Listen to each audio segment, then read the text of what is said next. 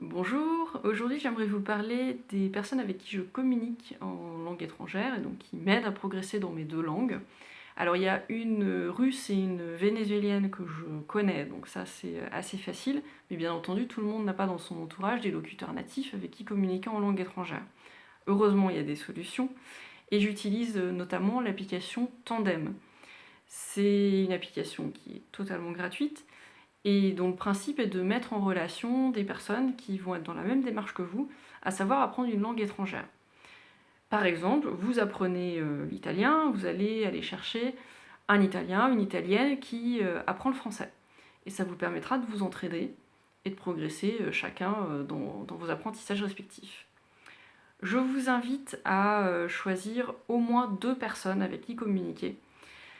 Pour plusieurs raisons, les deux principales, c'est que chacun a un rythme différent. Alors vous pouvez avoir des gens qui vont être connectés quotidiennement, voire plusieurs fois par jour, et d'autres qui vont venir de temps en temps. Donc selon ce que vous souhaitez vous, c'est peut-être bien d'avoir des alternatives si vous avez besoin de communiquer un peu plus à un certain moment.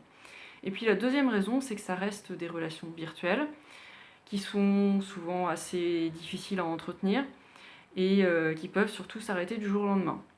Donc si vous n'avez qu'une personne et qui vous lâche un jour sans raison, ça vous oblige à recommencer avec une nouvelle personne, à retomber sur des choses un peu basiques alors que vous aviez peut-être avancé sur les sujets de conversation avec la première personne. Si vous avez une deuxième personne qui est toujours en cours pendant que la première vous a lâché, vous pouvez redémarrer avec une troisième personne, mais continuer à discuter d'autres choses avec le deuxième qui ne vous a pas lâché.